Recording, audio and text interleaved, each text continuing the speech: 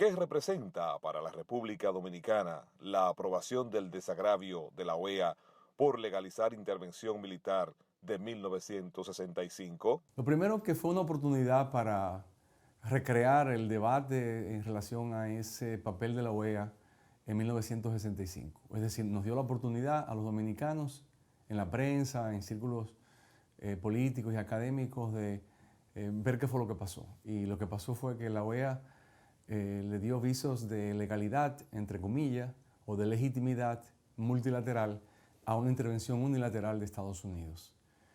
Fue un capítulo bochornoso de la OEA que le restó credibilidad, le restó legitimidad en la opinión pública regional y mundial, y la República Dominicana estuvo en medio de todo eso. Entonces, eso es lo primero, o sea, recordar ese capítulo.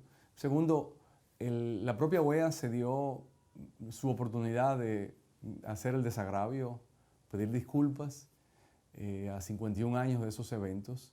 Creo que debió haberlo hecho antes, creo que debió haberlo hecho desde otro ángulo, incluso más autocrítico, más analítico, para, digamos, poner eso en perspectiva y entender las cosas que se hacen bien y las cosas que se hacen mal. Y para nosotros, por supuesto, cerramos un poco ese capítulo. ¿Era factible la reinstalación del gobierno constitucional del profesor Juan Bosch con la situación geopolítica que había producido el triunfo de la Revolución Cubana? Mire, yo pienso que sí. Cuando se desatan los acontecimientos del 24 de abril y se da el conflicto entre las fuerzas constitucionalistas, que eran aquellos civiles y militares, el grupo militar que propugnaba por el retorno de Juan Bosch al poder sin elecciones y el restablecimiento de la Constitución de 1963, tuvo entonces una resistencia del llamado Grupo de San Isidro, que controlaba toda la fuerza aérea del país. Y en los 2 días siguientes hubo un comienzo de guerra civil, o el comienzo de la guerra civil, y los constitucionalistas fueron a la embajada americana a pedirle al embajador William Tapley Bennett que ayudara a negociar un cese al fuego y que empezara una negociación. Yo creo que los americanos en esa coyuntura perdieron la oportunidad de jugar un papel positivo. La embajada americana, el embajador, lo que le dice a los constitucionalistas: miren, ustedes están infiltrados por los comunistas, ustedes empezaron esto, váyanse al mundo cruel de las calles de Santo Domingo a resolver su problema. Y ahí es que cambia toda la dinámica, porque se da la batalla del Puente Duarte, los de San Isidro tienen que retornar con los tanques, y los americanos sienten que están perdiendo el control de la situación. Y apenas 4 días después de empezar el 24 de abril, la noche del 28 de abril, ya estaban las tropas norteamericanas en el país. Llegaron a ser 23,000, la mitad de lo que llegó a ser, en algún momento llegó a 23,000, que era la mitad de lo que tenía en ese momento en el 65 en Vietnam.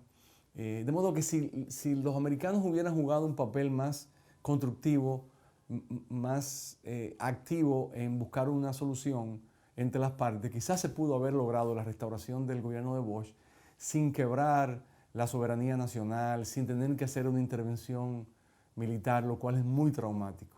Pero los americanos estaban, como tú decías en la pregunta, estaban muy influidos por el fantasma de una segunda Cuba, la Guerra Fría, y no quisieron tomar riesgo. Pero eso fue un costo muy alto desde el punto de vista de la legitimidad y la credibilidad, tanto de Estados Unidos como de la OEA. ¿Reconoce la OEA con el desagravio que la Junta Militar que solicitó la intervención y el Gobierno de Reconstrucción Nacional eran de factos? De hecho, la entidad, el órgano que pide la intervención de los Estados Unidos es una junta militar encabezada por el coronel Benoit, que se forma el 27-28 de abril en San Isidro. Y el primer acto de ese gobierno, de esa junta militar, fue pedir la intervención militar americana y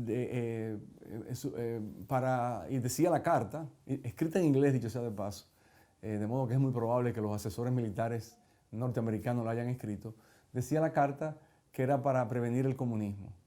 Y mientras estaban desembarcando las tropas americanas, narra John Marlon Bartley, que fue embajador americano aquí, en un interesante libro, que el embajador americano le pidió a Benoit que mandara otra comunicación diciendo que era para salvar las vidas americanas. Luego, cuando los americanos, la OEA llega y los americanos están aquí, crean el gobierno de reconstrucción nacional alternativo a el gobierno de Camaño, que más adelante fue electo presidente de la República por el Congreso de Bush, porque ellos reunieron al Congreso y como no estaba ni el presidente ni el vicepresidente, y el presidente de la Cámara de Diputados había salido del país, eligieron al coronel Camaño presidente de la República. Entonces se creó el gobierno de reconstrucción nacional y ese gobierno ya entra en una dinámica y al final ni siquiera firma el acta institucional. Lo que lo firman es la delegación de la OEA, encabezada por el embajador Elwood Bunker, americano, y el presidente Camaño y el equipo de Camaño. El gobierno de reconstrucción nacional no participó en el acuerdo, ellos fueron dejados de lado por los propios incluso americanos.